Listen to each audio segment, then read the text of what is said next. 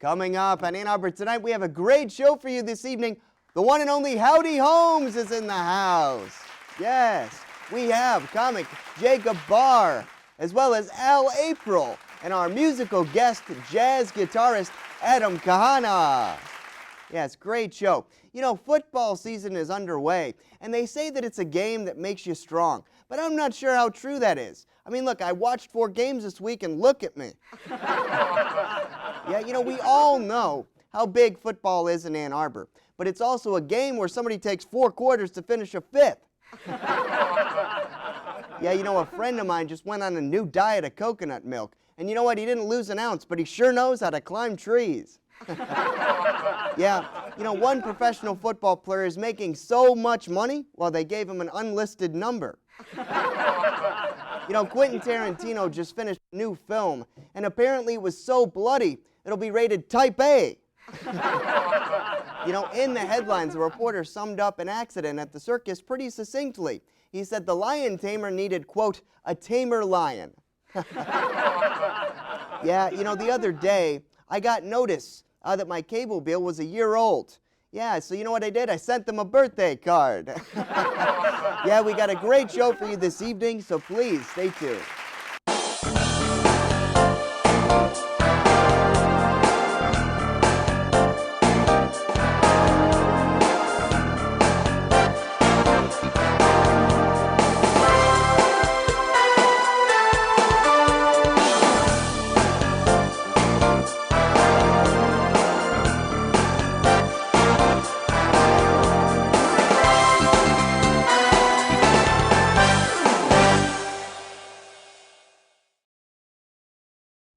Hello, everyone, and welcome back to Ann Arbor Tonight.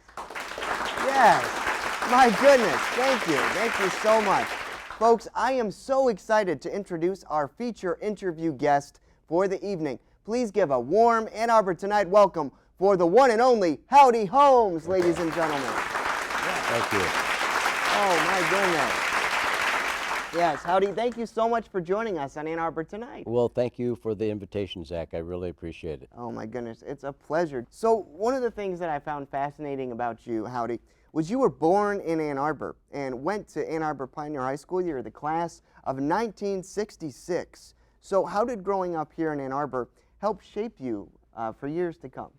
Well, of course, Ann Arbor is a great community, very, very diverse, and all of us who spend time here, or better yet, are natives. Yeah. You know, are exposed to a lot of things that most cities don't have, and so I think for me the well-roundedness of you know, great education, great hospitals, lots of different people come through for technology reasons, and it's just it's a special place. Yeah. I like to say that it's kind of 16 square miles surrounded by reality, but that doesn't always get a lot of laughs. So Right. thank you. Yeah. No, I mean, I think, you know, you bring up a great point. Great education, great community. And what's also interesting about you, you played hockey for the Ann Arbor High at the time. So can you talk a little bit about that? I can. First, I should tell you the reason I played hockey was I was not quite tall enough to play basketball. Okay. So I picked up hockey. But hockey started as a varsity sport in 1962. Okay. And my father and a couple other people were involved, but behind the scenes, you know, funding was an issue. Right.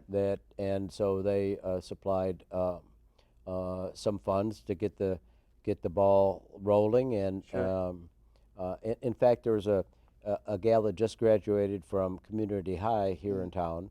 Her name is Ava Millman, who wrote the wonderful story about the birth of high school hockey in Ann Arbor. So I want to give her a kudos. She did a great job. Wonderful. Yep. Yeah, thank you, Ava, for that. And It's very well done. yeah, wonderful. And you know, it's interesting too, because hockey, I've been told, is such a game of anticipation, right? You can draw up the plays as much as you want, but when you're out on the ice, it's a lot of it is anticipation and instinct. Do you agree with that? I do. I think a good hockey player finds himself where the puck's going to be. Right. And that, so that, much like you said, the anticipation of the puck can move pretty fast, and it is a fast game. And Yeah. you know, in terms of length, it's a lot shorter than a football game, and timeouts are short and things like that. So it's pretty intense. Yeah. It's very physical. I was, you know, not a great player by any stretch of the imagination, but I love the game, was passionate about it. Yep. And I like the hitting aspect of Sure. yeah. Sure. And I don't play anymore, but it's a game you can play most of your life. Yeah. And you know, rec leagues and things like that. No checking and stuff like that, but Sure. it's good, clean, fun hockey. There we go. Who was your favorite hockey player growing up? I'd have to go with Gordie Howe. Yep. I mean, Gotta go do with it. a local guy. Yeah. I met him a couple of times, Wow. in awe of Yeah. him. I actually saw he and his wife at Briarwood Mall one time. Really? And I got him to sign a book. It was called Mr. Hockey. Okay. And asked him to autograph it, and he did. So that was a neat experience. Up at center to Howe. Howe gets over the line. He's cutting in. He gets set. A backhand. He scores! Gordie Howe picking the corner with a backhand. So it was good. You began racing in the early 70s, and you raced in the kart series for 7 seasons, and then you had 70 career starts, including the Indianapolis 500, each of those years. Now, you finished in the top 10 26 times, with your best finish in second position in 1984 in Phoenix. Howdy Holmes sits on the outside of the second row in his 6th year of IndyCar racing, still looking for his first victory. And you were the Indianapolis 500 Rookie of the Year in 1979, with a 7th place finish in 1978, and won the Formula Atlantic Championship. Since then, you've made appearances at the Indianapolis 500 Motor Speedway on Legends Day. And do you know, did you attend that 100th year race anniversary? I did. Now there's several hundreds, because there's the 100th anniversary, 100th race. Okay. There's the 100th year that opened in 1919. Okay. And the reason it's a little bit confusing is because there were some years, war years, where they didn't have races and things like that. So Gotcha. there are 3 different 100 versions. I went to the first one, which was the 100th anniversary of the number of races. Gotcha. Okay. And they finally started to bring back a lot of the veterans and so on, and Sure. they have autograph days and things like that. And I get invited each year, but I have a conflict. I take 7 employees each year to the Indianapolis 500. Oh my goodness. I used the tickets that my mother and father had Okay. when they had the turbulent time of watching me go round and around and Yeah. around. And so far I've taken 139 employees. Wow. So I'm not a spectator of the race, Sure. really, because I had the best seat in the house. Yeah. There's no sense in watching it when you've done it. Yep. Exactly. But for me, it's very nostalgic, and Yeah.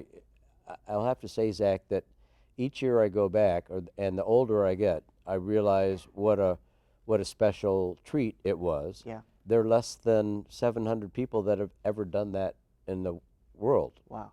Yeah, and so it was a pretty big deal. It was a boyhood dream of mine to become a race car driver. I had no idea what that meant. Okay. But I ordered a set of tools through a catalog for $69.95 and built a homemade trailer, and bought my engine manual from Ulrich's bookstore here in town. Okay, yeah. And started with a 12 by 20 foot plywood garage in the corner of one of the warehouses at Chelsea Milling Company, and that's the way I started. And Wow. ended up with a marketing business, the advertising business, and a race car driver. Yep. And was ESPN's first color commentator. And How about women? You think it'll bring more women into racing? I think it will. The popularity, it's really no big thing anymore. did all these things that I really wasn't qualified to do. But the moral of the story is, if you want to do something bad enough, you're going to do it. I love it. And what was it that captivated you? Do you remember that moment that you got captivated into racing? I do. Our family, I'm the eldest of 5, and the Okay. one thing we did together other than Christmas would be to go to the Indy 500 each year. Okay. And So I saw the first one in 1957, and those of you who are good at math can figure out how old I am now. And thank you for that. And in those days, there were 400,000 people on race day. Wow. So that's, you know, 4 Michigan home football games. Yeah. And the event was just so overwhelming, and so much pomp and circumstance, and real military presence, and Yeah. and you know, Middle America, and I'm a flag waver, if you will, and so I was just overwhelmed by the whole thing. Really didn't know what it meant to Gotcha. be in racing, Mm. but I had developed a love for driving. Right. Now, here's the bad part. Okay. I'm not a car guy. Really? I don't know about cars. Okay. And that kind of disturbs people, because they assume, as a race car driver, well, you know, hey, howdy, I'm thinking of getting a new car. What do you think I should get? I don't have any idea. And or the other one is, my car goes clunk, clunk, clunk. What's, you know, what's wrong with it? I go, you might want to consult, you know, a mechanic, or take it to the dealer. And they look at me like, I mean, come on. Yeah. What, are you having a bad day? You just don't want to talk about it or something? And I go, no, I'm not a car guy. And so there we go. Yeah, no, that's funny. And, you know, thank you so much for that perspective. I mean, I think, you know, it says a lot about you, and the fact that, again, as you mentioned earlier, that if you want to do something enough, you'll do it. And you had that dream. You know, you remember going to the, you know, Indianapolis 500, and then before you knew it, when you worked hard, you were on that track. And so that says a lot about you as well. Well, I should tell you why the best drivers are short. Okay. There are 3 reasons. Sure. The first reason is there's a definite relationship between horsepower and weight. Okay. Second reason is when you're small, you take up less space, so the designers can put more weight towards the center of gravity, and I happen to be sitting on the center of gravity right now. Sure. But thirdly, and the most important reason, is when you're short, it takes less time for the impulse to go from the brain to the foot. There we go. So you know, there's a lot of science behind this. Oh yeah, a lot of science. Now, and it's interesting you bring that up, because, you know, when you watch racing, and I, you know, maybe you've gotten this as well, but there's a lot of people, I think, that would assume that, hey, when you drive a race car, all you do, you get in, you press the pedal as fast as you can, and you drive around in a circle. But there's a lot more that goes into it. Yeah, there's a couple other things. I think drivers are Looney Tunes, and you know, risk takers, and Sure. And it's hard for me to be serious, because nobody can ever tell when I am and I'm not. But in this one, I'll be serious for a second. Sure. Drivers are conservative people. That may sound crazy, but no driver wants to end up in the wall. Right. And what isn't talked about much is there's an enormous amount of decisions that need to be made. Sure. As you're on a track, let's say at Indianapolis, you're going 200 miles an hour. There are 32 other cars on the track. Yeah. Conditions change from lap to lap. If the sun goes behind a cloud, things change. Yeah. And so we're race car drivers are information junkies. Mm. And what I mean by that is all this stimuli is going on all around you. Yeah. And around 32 other people. And it's like a business. You've got to identify, do risk analysis, Yep. make a decision, input that decision, execute that decision, measure the results, and then do it again. And it happens like this. Right. So, and it's much more mental than people think. Okay. While I have you, I'll also take the moment to say, most people don't think race car drivers are athletes. Yeah. They are superb athletes. Oh yeah. And it's much more mental than it is physical. And Sure. of course, there's a connection between those two. There aren't sort of timeouts in racing, Okay, right? right. It lasts a long time. It's in warm conditions often. Mm-hmm. And so I wouldn't feel right not giving a plug to drivers as athletes. And certainly now, Right. they are highly, highly trained Mhm. athletes, and so are the crew members. Yeah. You know, they pull in to change 4 tires and fill it up with gas, and they do it in 12 seconds. Formula One, they change 4 tires, and the absolute record is 1.9 seconds. Oh my gosh. Yeah. Wow. That's for incredible. 4 tire change. Yeah, wow, that's incredible. And, you know, I think you bring up a good point. You know, there's a lot that goes into, you know, being a race car driver and being an athlete that a lot of people don't necessarily realize. So thank you for touching on that. Well, after retiring from racing, you became president of Chelsea Milling Company, the manufacturer of Jiffy mixes, which was invented by your grandmother, Mabel White Holmes. Yes, Jiffy mix, ladies and gentlemen, that's right. And I want, yeah, I love it. There we go. That's right, folks. And so I wanted to know, how has what you did on the racetrack helped you in the business world? But then also, after that, what impact did your grandmother have on you? Let me start with the second question first. My grandmother had a tremendous impact on me because she was very courageous, an entrepreneur. She developed the first mixed product ever. Mm-hmm. So we created a industry. Yeah. And you know, I didn't understand it when I was a younger. Sure. That was a long time ago when I was younger. Sure. But you know, being around a while and running businesses and so on, I can see that she, you know, she was a woman. Number one, this is the late 20s and early 30s, wow. And women entrepreneurs were not heard of in those days, and we could use more of them. I'll say that. Yeah. And so her sort of effort to make kitchen time in the kitchen sure. easier and less. Yeah. Saving families time in the kitchen by developing a mix. Yeah. Most of our audience doesn't know this, but back in the day, before there was a mix, when people would bake, there would be a chunk of shortening. There'd be some soda. There'd be some flour. There'd be a little bit of the, you know, sure. a handful of this, a spoonful of that, and that's the way things were done. It took an enormous amount of time. Yeah. There were sifters. We've all heard of them, but yeah. probably don't know what the purpose was. The purpose of these sifters was when you're sifting flour and so on. Yeah.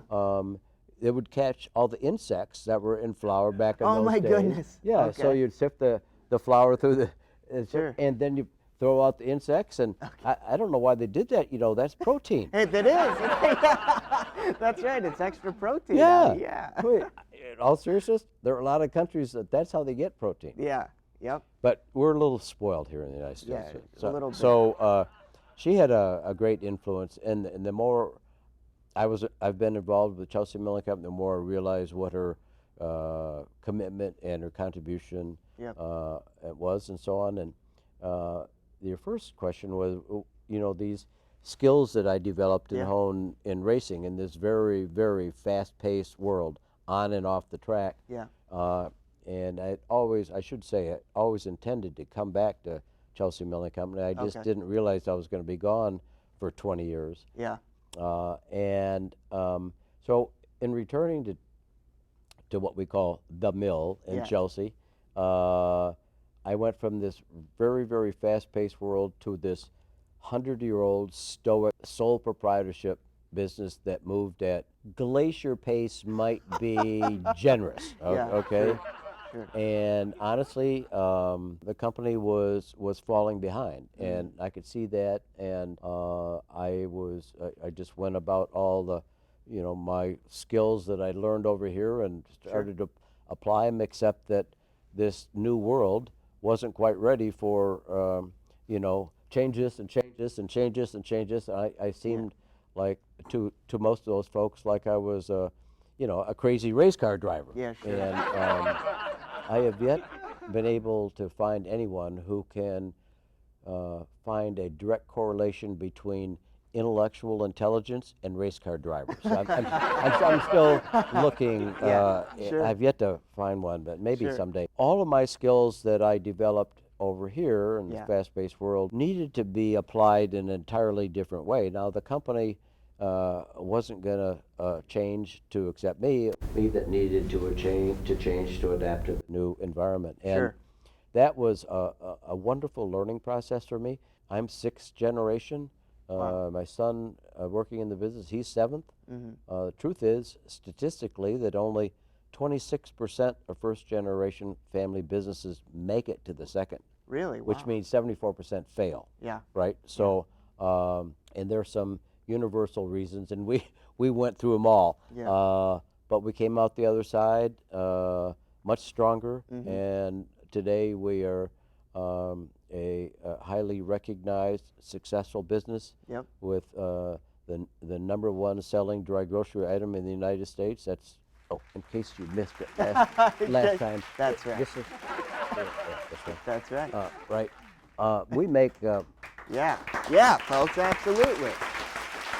during the busy season, home baking is a busy season, we make about 1.6 million boxes of that product a day. Wow, a day. A day. My goodness. So Wow. we have lots of fans out there, thankfully. Oh, yeah. And we can't disappoint them. No, not at all. And, you know, I've grown up with Jiffy Mix, and, you know, I love the cornbread mix. That's probably my favorite, and, you know, How that's much, what I... what did we agree on? Was it 20 or 50 for you to say? Yeah, right. No, yeah. We'll Oh, talk 50 was about it? Yeah, I okay, think, right, yeah. right. No, just a great product. You've done a wonderful job. And I Thank wanted you. to know, too, are there any words of wisdom in sort of, you know, being with your grandmother that she told you directly that sort of stick out to you to this day? Well, often as a child, it was my grandmother pointing out what I shouldn't be doing. Oh. I remember several of those. Sure. But I think maybe one of the best pieces of advice that I got from her is, you know, follow your heart. Mm. Do what you love to do and love what you do. And sometimes, you know, that's a difficult thing to find what we want to do. Yeah. You know, you start school at age 5 and you really don't get much of a chance in our system to try different maybe career paths and things like that early on to get an idea what's going what you might be interested in. And many people that are fortunate enough to go to college, whether it's technical school or a regular college, Yeah.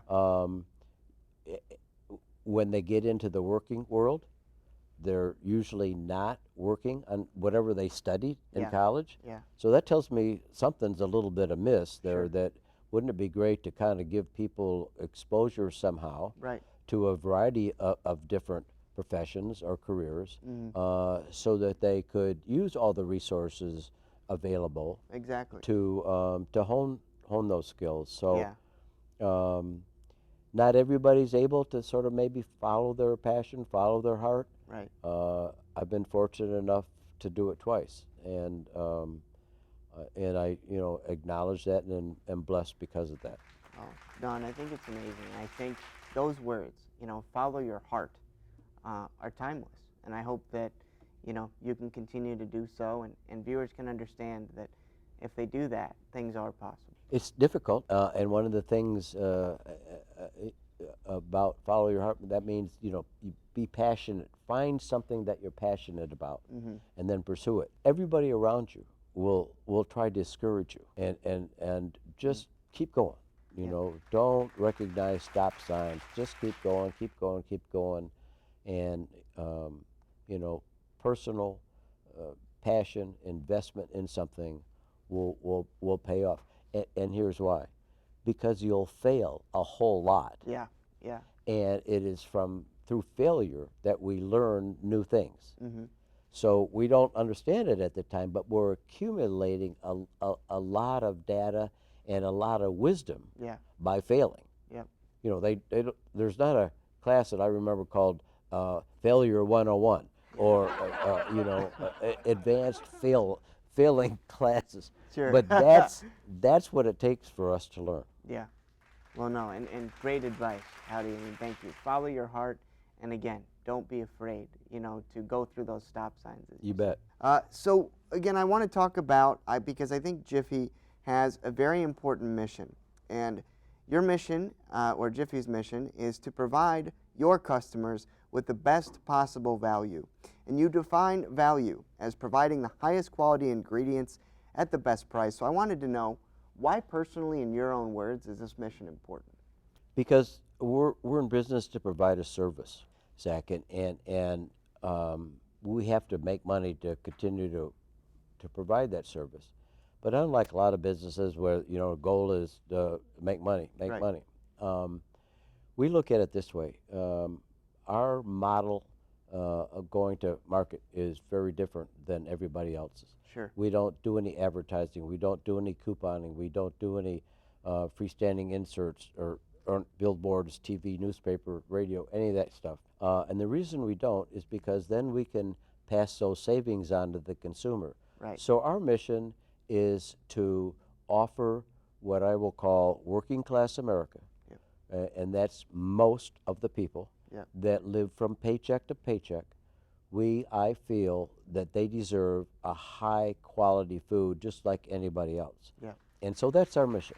Yeah. And it's proven to be a good one because people appreciate what we do. We're dependable, and by far we're much less we cost much less than the competition. That's and the right. big difference is because of the merchandising that companies pass on to the end user, the consumer. Yep. One way of looking at it is, as consumers, we pay for the opportunity to be influenced. Yeah. There's nothing wrong with that. Right. That's just the typical model. Right. Well, in business, you want to find a way that your competition can't copy it. They can't repeat it. Right. So we've done that. Yep. And the other thing that we have done is we do everything ourselves. Okay.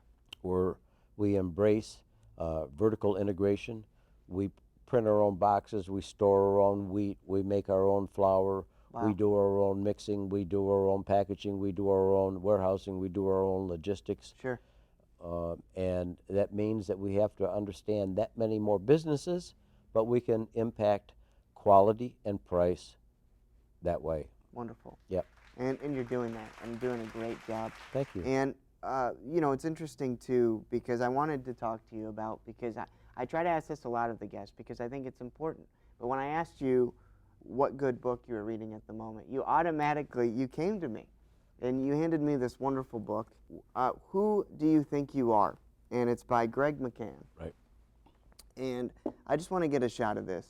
And I wanted to know, can you talk to me about this book and why you thought it was? I can, yeah. Greg is a friend of mine, and I should send him an invoice for plagiarism of all our ideas that we have, but I won't do that.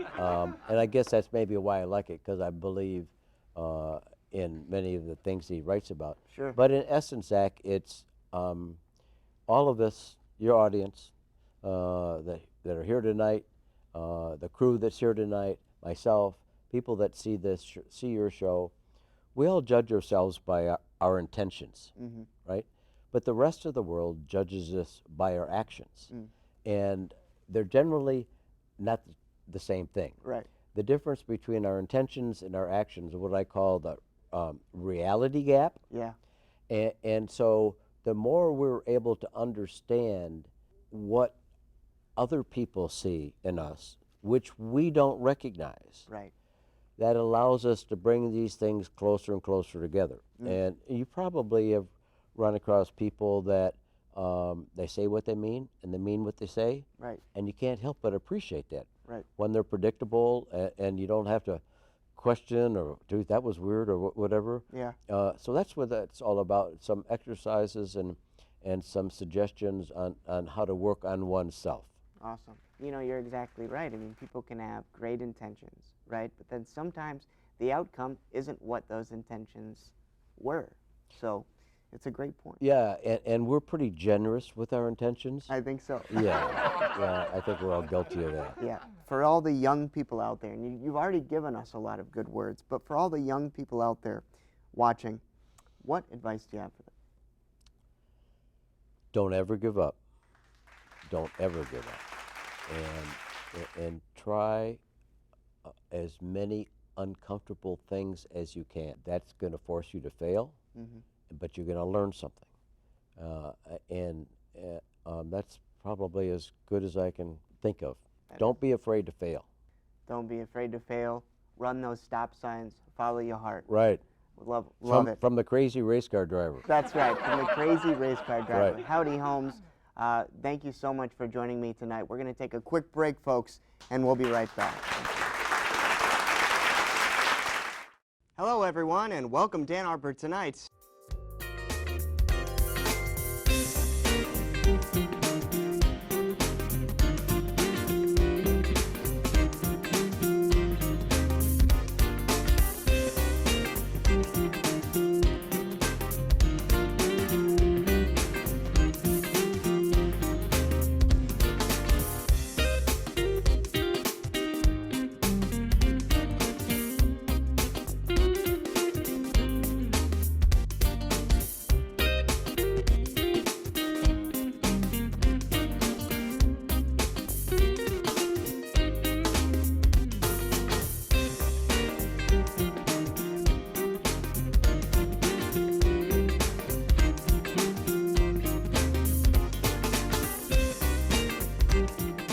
Hello, everyone, and welcome back to Ann Arbor Tonight.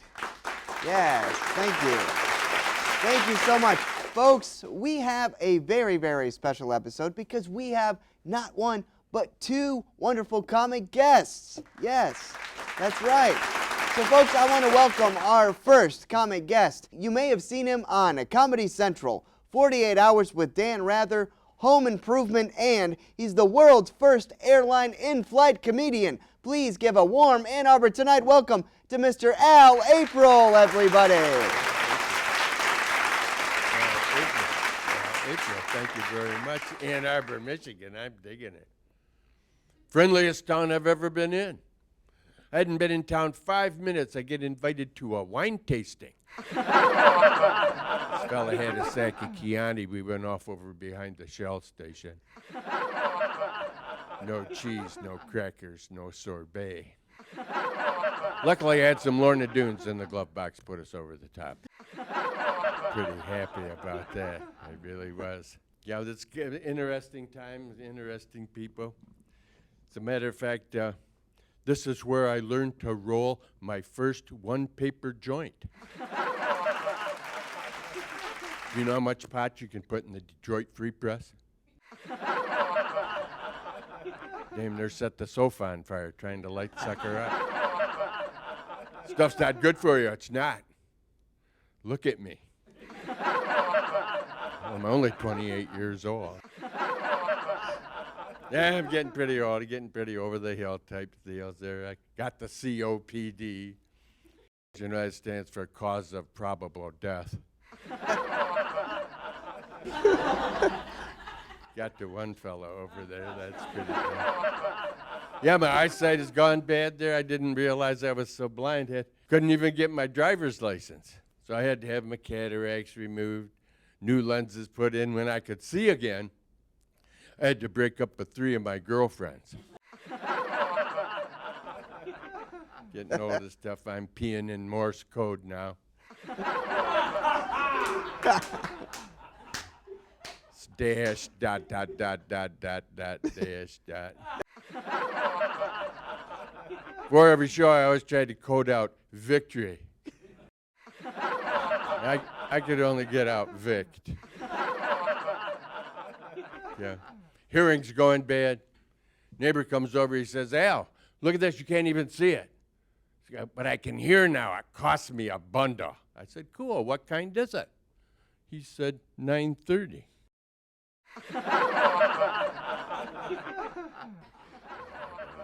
I think my manhood has retired. I think my manhood is retired, and if he has, I'm really mad because I missed my going away party. Biggest deal, I travel coast to coast, border to border, Canada, Mexico, Caribbean. I'm internationally unknown. And as I travel around there, I play this little game that you play with all the names of the automobiles. You know, you take all the cars, you break them down individually, letter by letter. They all stand for something, right? You've heard these: Ford from old rusted Dodges. Forgive our rotten dealers, is what I think. They're found on road dead. Fifth on race day, flip over, read details. Trapped on a raw deal, fix a repair daily. Falling off rather dramatically. Forget outrunning Dale. Fires often ruin demonstrations. There's only run downhill. Ford. How about Ford backwards? Drivers return on foot. BMW, that's for everyone. Behold my wheels. Big money waste. Break my windshield, bust my wallet, bite my knee. BMW backwards? Wanted Mercedes-Benz. Fiat, foolish Italian, attempting transportation. Found in the toilet. Fix it again, Tony. Fart in a thunderstorm. What's your favorite car? Stump the comics. Chevrolet. Corrosion heap expectations vary regardless of latest engineering testimonial. A cheap, heavily equipped vehicle running on least expensive tires. Plymouth, pack of lazy youths mouthing off underneath their hoods. Volvo, very often Lilliputians value ostentatious. Hummer hunkers up under muck and mire, enemy retreats. Honda, historically, Orientals never drove automobile. Toyota, today Oriental yuppies often thank America. Jeep jumps everything except payments. Just empty every pocket. Cadillac, creative advancements died in lowering lousy accounting costs. Lincoln, literally incredible, nincompoops crash on long navigations. Porsche, proof only rich suckers can have everything. DeLorean, yeah, don't ever lend one rich egomaniac a lot of narcotics. They're all right in here, it's my book. Oh yeah, well, thank you. I sell that after my show, $11.95 it is, $10 if I autograph it. It's a good deal. It's just a thing for the glove compartment of your car. Sticks in your pocket, or it's just designed to sit on your toilet tank. That's a pretty good deal. To wrap it up here, I'd like to do a Liberty rap. You into it? Yeah. It's 88 beats per minute, 4/4 time. Jump in when you feel like it, okay? My name is Al, and I want it said, I never was a commie, I never was red. Red, red, red, white, and blue, those are the colors to which I'm true. And the great bald eagle, he's my bird, and wherever I go, I want it heard, it's truth. Justice, American way. Oh, please, oh, Lord, just let me stay. Now, we got our troubles in the East. We got a lot of troubles, to say the least, but we'll hunt them up. We'll run them down. That'll be the end of the first round. 19 more, it seems to me, before we got world tranquility, a lot of bloodshed, a lot of tears. Hell, it's going to take us 20 years, but we'll work it out. We always do. We love the Arab. We love the Jew. But peace on earth from dawn to dawn. 20 years, hell, I'll be gone. But until I'm gone, I'll tell you this, the stars and bars is the flag I'll kiss. We got the 4th of July and apple pie. I want to stay here till the day I die, 'cause the Bill of Rights, that's my list. I don't have to clench my fist. You do me wrong, I'll tell the judge. He'll lock you up. I hold no grudge. We got the Liberty Bell. Hell, all is well. We got battle-hardened soldiers, tough as hell. Start the fights. We don't do that, but you give us a push, we'll knock you flat. We got stealth bombers and cluster bursts. You tread on us, we'll be the first to kick some ass. We'll take some names, 'cause we don't play no terrorist games, and the great Twin Towers will rise again when we get rid of that evil sin. Our Army, Navy, Air Force, Marines will blow those bastards to smithereens. We'll round them up, and there'll be trials, and only then can there be smiles. Across all lands, across all seas, we're gonna have awesome liberties, independence, freedom. That's what I say. God bless us all, and the USA.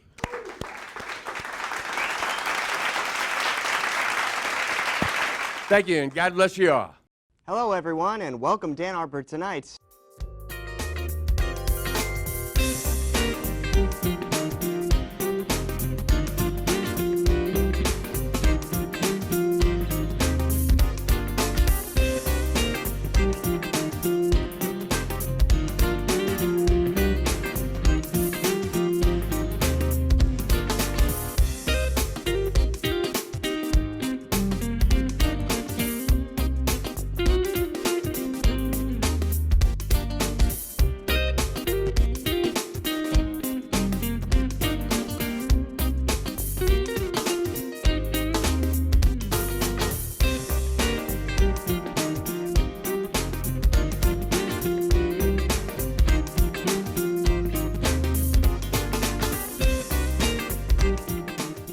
Welcome back to Ann Arbor Tonight. Al April, everybody.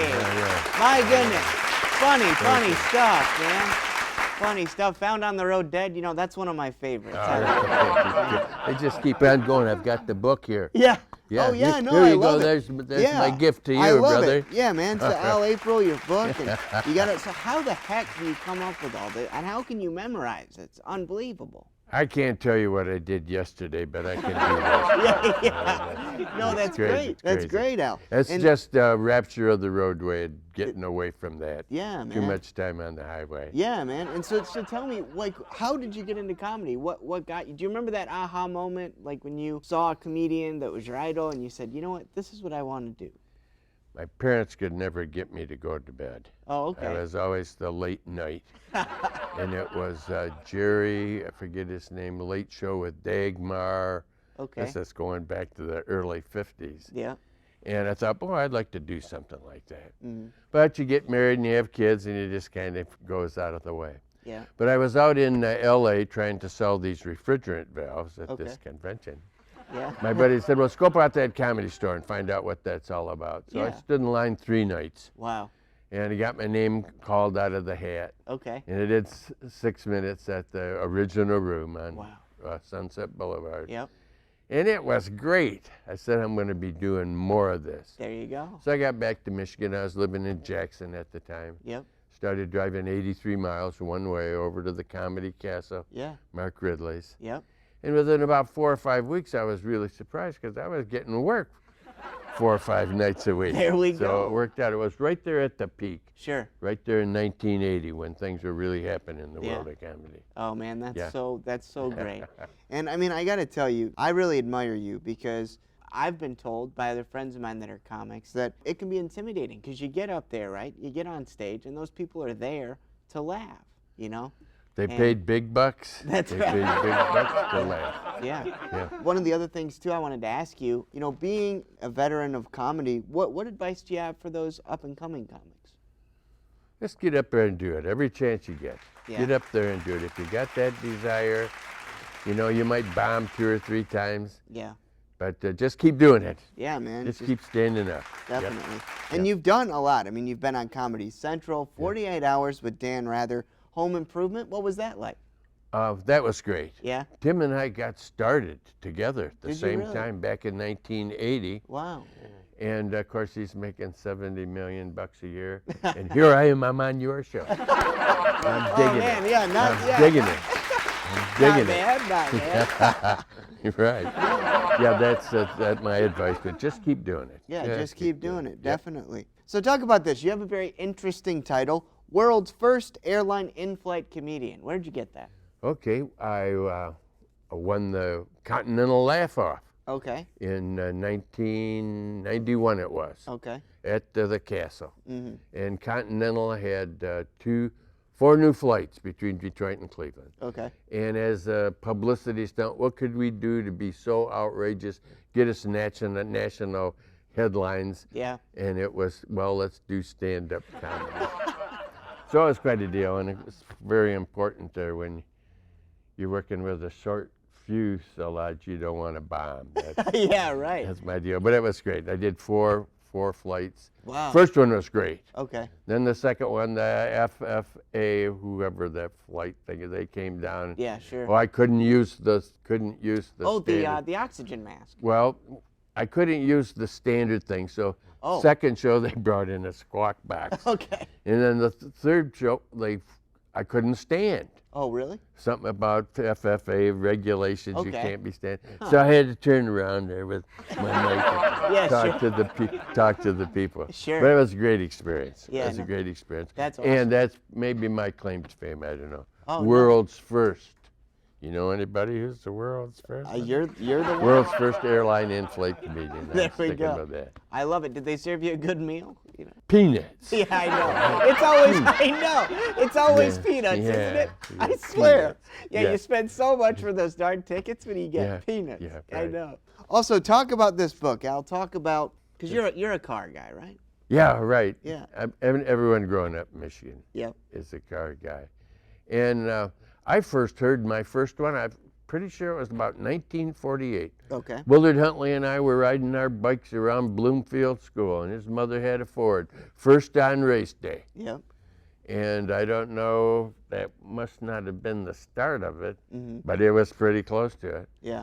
My uncle had a Nash dealership in Eaton Rapids. Oh, cool. Never a serious headache. Yeah. Naturally a heater. Yeah. And it just grew from there. Okay. Just grew, and I was started, I just grew from there. There we go. And I started out with Yeah, doing, yeah. a half a dozen of them on the stage. Nice. And it just grew out of there. Yeah, Just no, grew. definitely. Yeah. And then what kind of vehicles do you own? I've got a Pontiac. Okay. Penniless old Nicaraguans think it's a Continental. I love it. Yeah, Man. Now, can I challenge? I got one for you that I thought would be fun. So can you do one Geo? Geo, G-E-O. Yeah, Geo. You know, Yeah. like from the '90s, they were like a jelly bean looking thing. They were a model though, weren't they? They were a model of. Well, yeah, they were. Was it a Chevy Geo? Yeah, I think it was. Yeah. See, I got out of that one. That's a model. I don't do all the models. Okay. There's too many models Okay. to do. No Guts, problem. energetic, optimistic Geos. There we go. No, I love it, man. I love it. No, I mean, you do a great job. And Al, I mean, you travel, you do comedy, and so I wanted to know, what do you like about performing in Ann Arbor and at the showcase? Well, the showcase, they had one of the greatest rooms in the world when it was on Liberty. And it was the low ceiling and seated 300. Of course, you pack it in there and the laughs just stay right there. Oh, yeah. So they got the new place, and when they get the new facade out front where people know it's there, it's going to be dynamite. But Yeah. it's been, 3 or 4 years, and you can't even find the place. You got to look through these boards and stuff to get in there. Yeah, yeah. But it's a great room, and Raj Feeney does a great job. He's one of my favorite guys. Yeah. He No, has me in every year. I like that. yeah, I mean, no, Yeah. great people. We love the Yeah. Ann Arbor Comedy Yeah. Showcase. Yeah. And, you know, it's interesting because you talk about the history. Not many people know the history of comedy in Ann Arbor, and it goes very deep. It sure does, yeah. Kirkland Teeple Wow. was the first guy they had that German restaurant up on the 3rd floor. Was it Heidelberg? The Heidelberg, Yeah. is that what it was? Yeah. I forget. Yeah, There we that's go. where it started here in Ann Arbor. Yep. Yeah, I worked with some of the great ones there. Wow. Tim Yep. was one, and there are a number of great ones. They have great comics. there. Yeah, great stuff. And how can people get a hold of your book, and how can they keep track of you and other shows that you're doing coming up? Well, I'm on Facebook, Okay. and you can come see my show That's right. and buy a book That's after right. the show. Wonderful. Yep. Well, everyone, Al, thank you so much for coming on Ann Arbor tonight. Thank you very much. We love you, man. Thanks, Keep brother. doing your thing. Thank you. Thank you All very right. much. We're going to take a quick break, and we'll be right back. Hello, everyone, and welcome to Ann Arbor Tonight.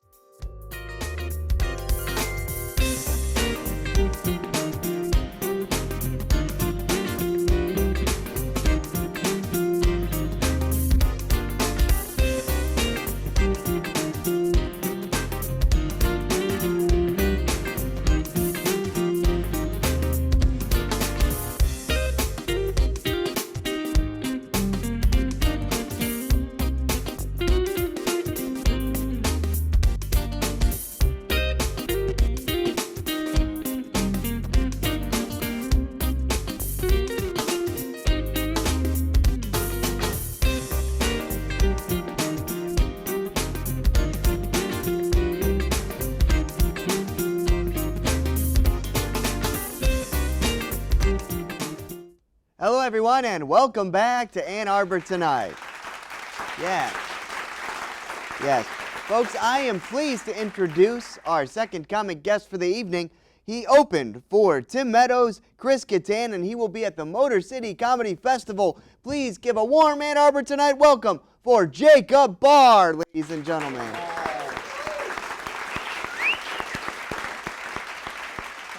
Thank you very much. When you look like this, you immediately get a lot of odd reactions. You know, I get a lot of, hey man, you look like Harry Potter. Yeah, see, we got some fans, yeah.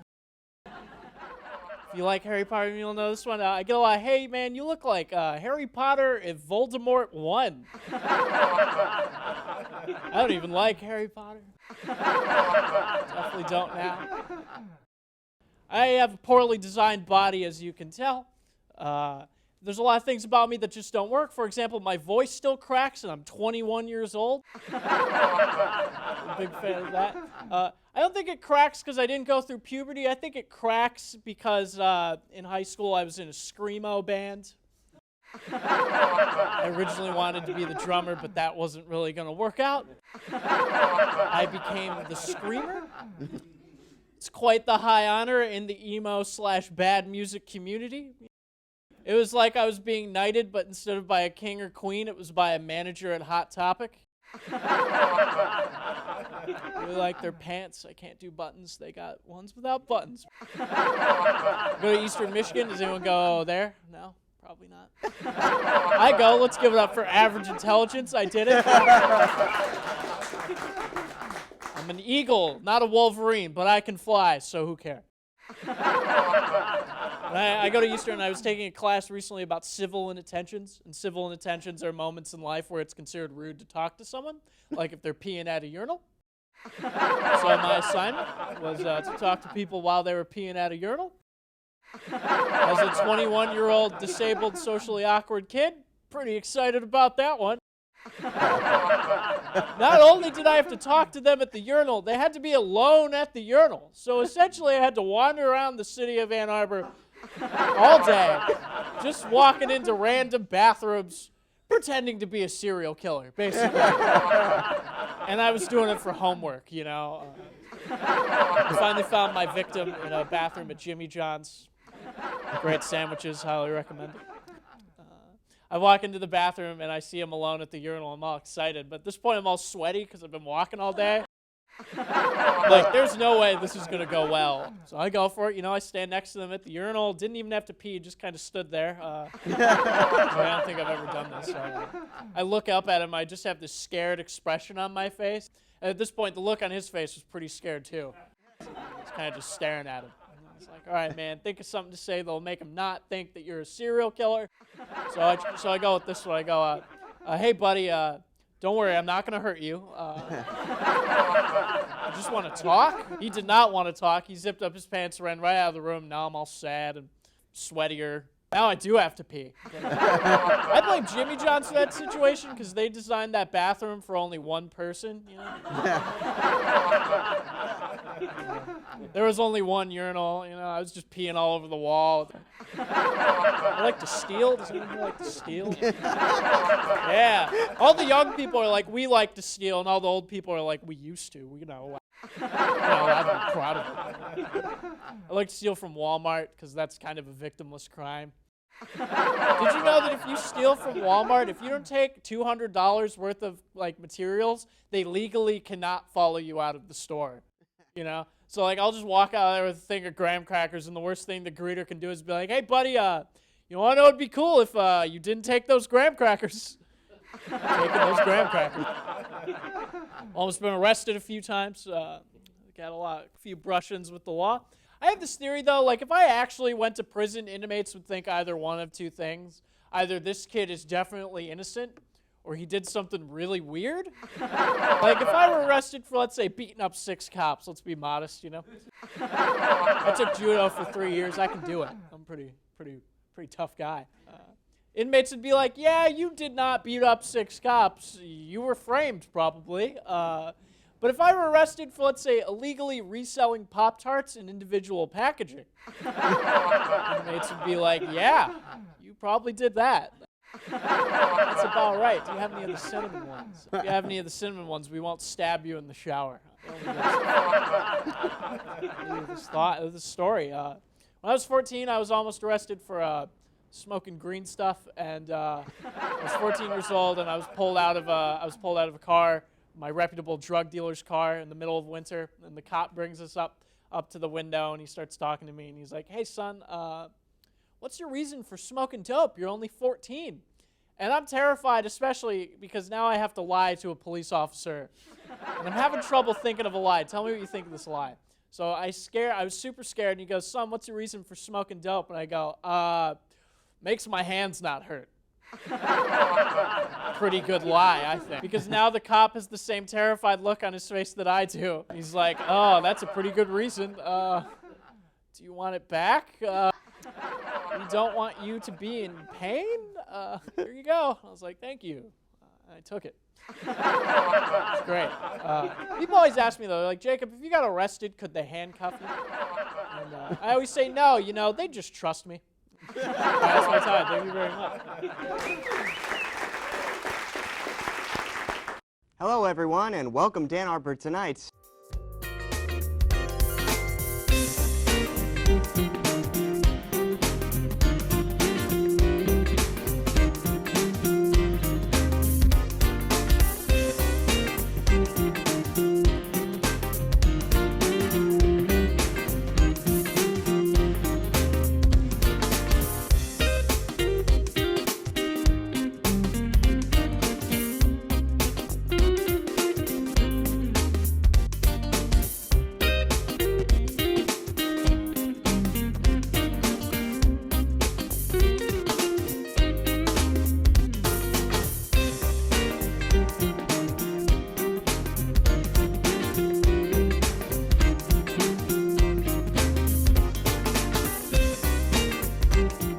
Welcome back to Ann Arbor Tonight. Yes, Jacob Barr, everybody.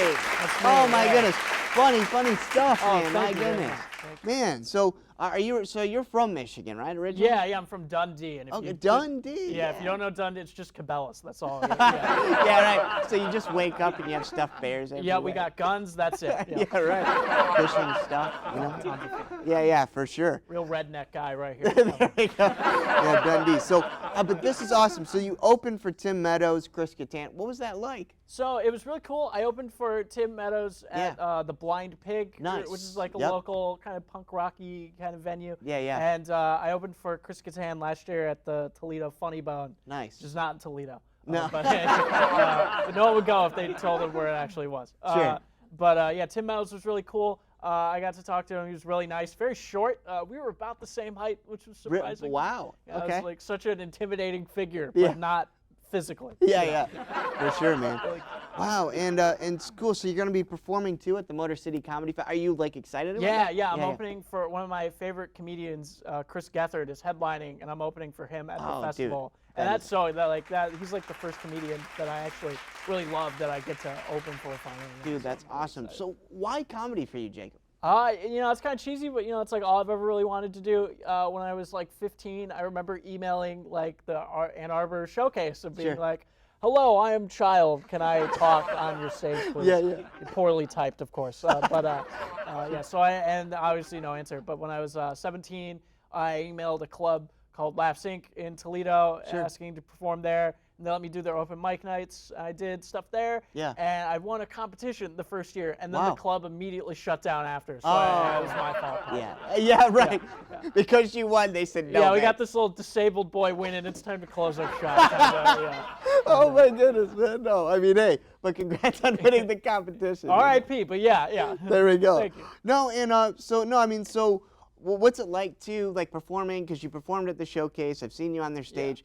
What do you like about Ann Arbor? Oh, Ann Arbor's just like, a lot of things are closer, I don't drive, obviously, and not even because of the hands, I'm colorblind. Okay. That's I don't even know what color these shoes are. Okay. I probably don't match, but it's okay. Yeah, no, I love Ann Arbor. A lot of things are in walking distance. Like the Ann Arbor Comedy Showcase is like 2-3 blocks from my house, and I go there every Thursday. Nice. Not this Thursday, but Sure, yeah. most Thursdays I'm there a lot of weekends. I just love it. The club is really inviting to like newer comedians and great place to make friends and hone skills and stuff. Cool. And then what's your dream? Like, what's your comedy dream? Well, I just like to be able to just do comedy. I think that's, I don't care if I ever get famous or whatever, but it'd just be nice to be able to just do this.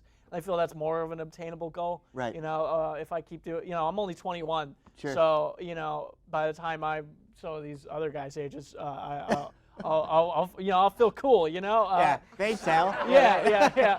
But, since I'm only 21, I'm hoping, in 10 years maybe I could, but if not, I got plan Bs, of course. No, man, no, it's great. And so, I mean, if you could perform or open up for somebody, who would it be? And they could be alive or dead. Yeah. Norm Macdonald's one of my favorite comedians. Nice. I don't think he'd like me very much, but I'd like to open for him. Sure. Yeah, he's one cool, of my man. favorites. No, awesome. And let's see. So, how can people continue to keep up with you, your comedy, where you're performing? Let's see. I'm on Twitter, Instagram. It's all just Kid with the Hands. It's very easy. You're like, I know who that is. Kid with the Hands. Yeah, it's Kid with the Hands. It's on Twitter, Instagram, Facebook. Yeah. Well, Jacob Barr, thank you so much for coming by Thank you Ann so much Arbor for having tonight. me. Yeah, thank you. We appreciate it. Thank you. All right.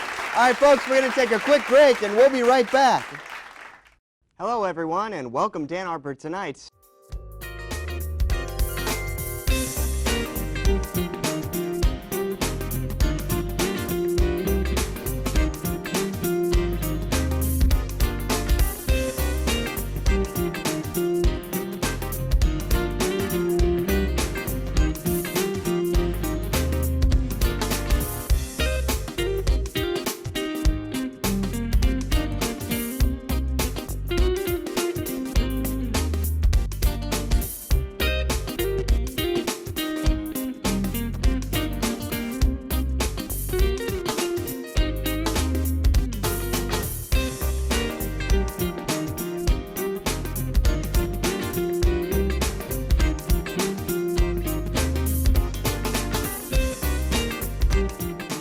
Hello, everyone, and welcome back to Ann Arbor Tonight. Yeah, thank you so much. Folks, I am so excited to introduce our musical guest for the evening. He is a University of Michigan student and a wonderful jazz guitarist. Please give a warm Ann Arbor Tonight welcome for Mr. Adam Kahana.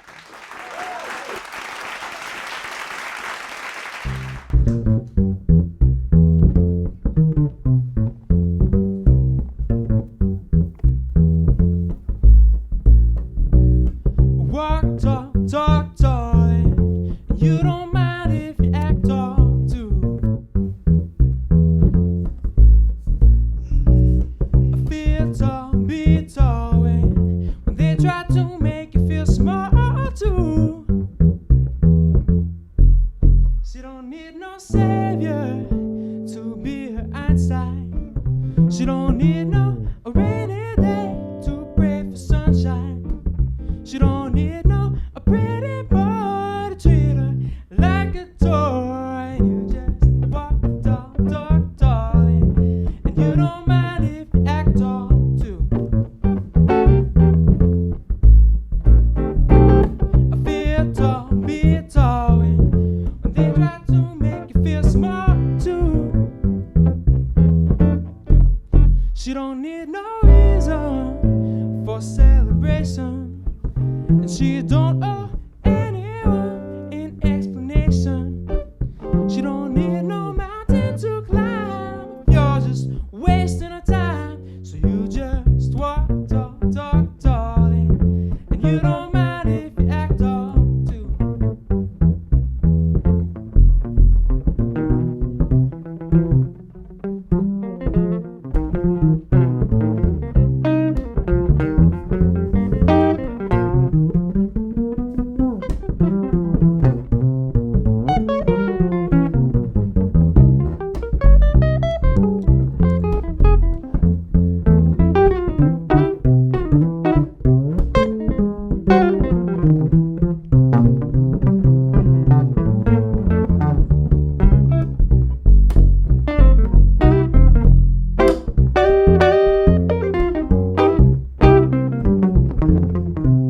She don't need no reason for celebration, and she don't owe anyone an explanation. No, she don't need no mountain to climb. You're just wasting her time, so you just walk tall, talk tall, and you don't mind if you act tall too.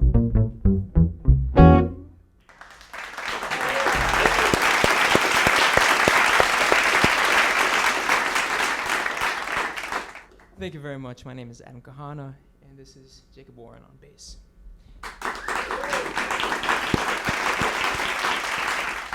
And that tune was called Tall. My next tune is going to be called As I Am.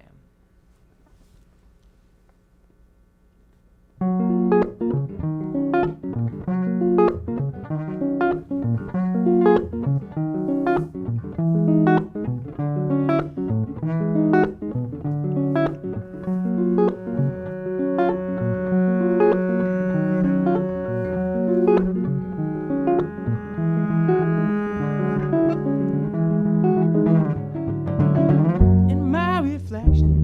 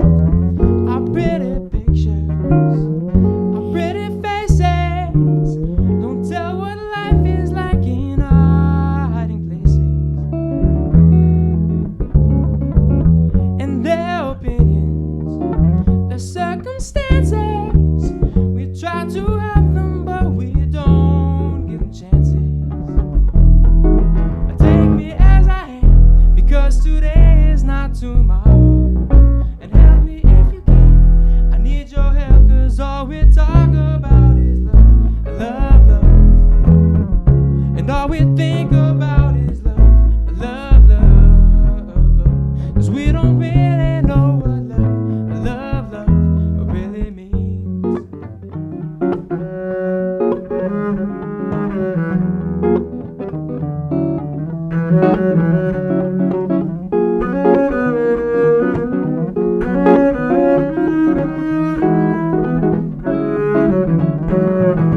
Take me as I am, because today is not tomorrow. And help me if you can. I need your help, 'cause all we talk about is love, love, love. And all we think about is love, love, love. 'Cause we don't really know what love, love, love really means.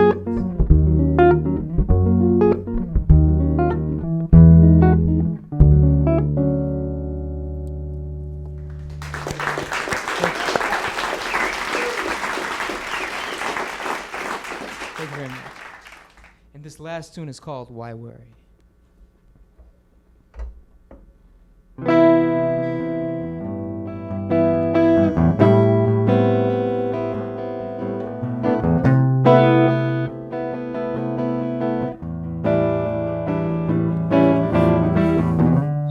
I know you're feeling tired from all the things I say. Did I expect you to lean? Did I go straight to your head? I know I can't hold this feeling for too long until it's gone.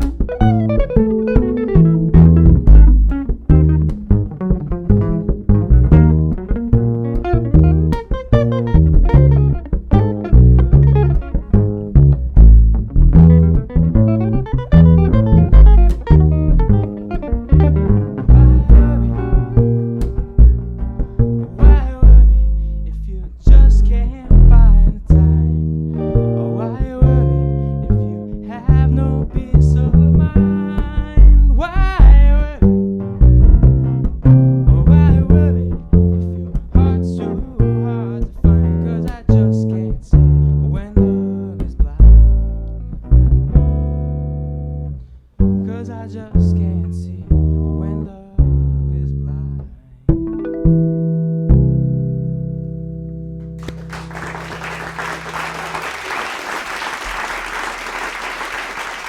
you very much. My name is Adam Kahana. This is my good friend and wonderful bassist Jacob Warren. And thank you so much for having us on your show. Thank you.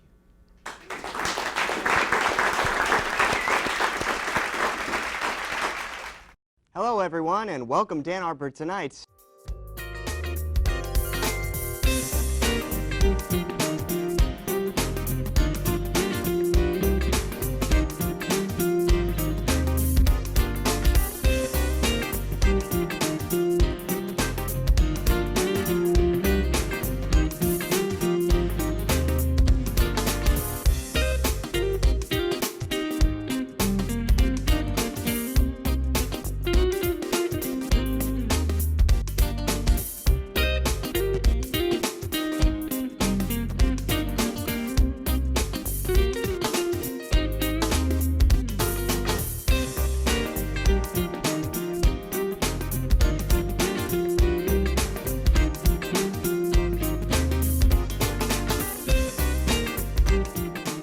Welcome back to Ann Arbor Tonight.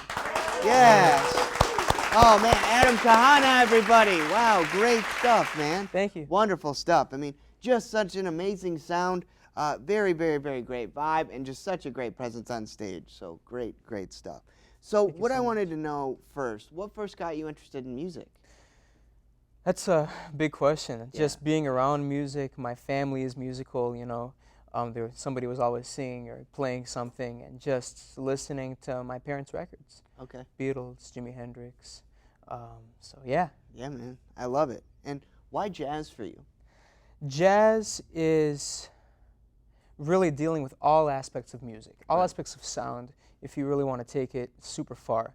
You know, you have rhythm, you have melody, which kind of is the glue between rhythm and harmony. Harmony is another part. There is dynamics, and you know, the way you can really do something with that is just figuring out how to put it all together in a way that is meaningful. Right. And that's really a lifelong process. And that's probably the biggest reason why I love jazz, is because it's lifelong. You know, it's Totally. yeah.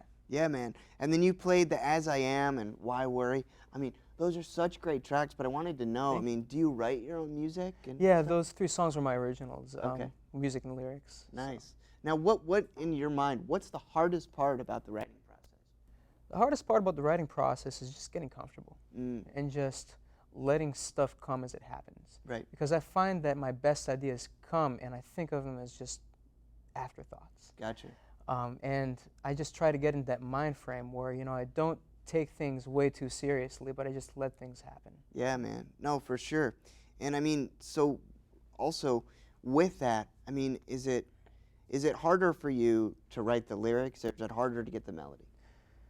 I would say, best case scenario, they both come equally. It's a little harder for me at this point to write the lyrics. Sure. No, that's awesome. And what's one of your favorite places to play in Ann Arbor?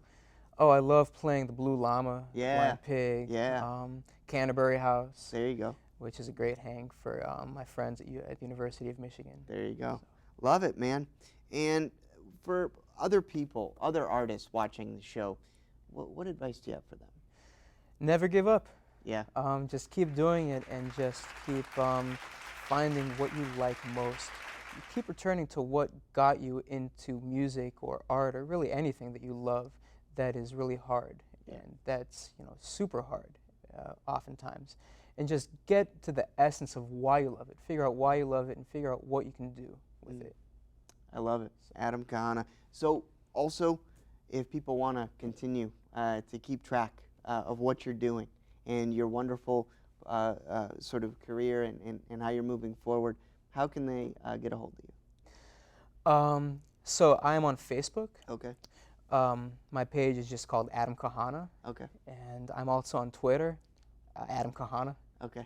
And I have a website called adamkahanamusic.com. Okay. And one more thing, I forgot to mention one of my biggest influences in music, Jack Wagner, who is a teacher at community high school, and you know, he's been one of the biggest influences in my life. So I just wanted to give him a shout out. Yeah, awesome. Shout out, and definitely to Kami High for sure. Well, Adam Kahana, thank you so much for joining us in Ann Arbor tonight. And folks, that is our show. I want to thank everyone for joining us. I want to thank the Ann Arbor Community Television Network. And I definitely would like to thank our crew, everyone for putting up with me tonight. And I'd also like to give a wonderful shout out to the Ann Arbor Civic Theater. Please visit them online at a2civic.org. Thank you so much. That is our show. We'll see you next time.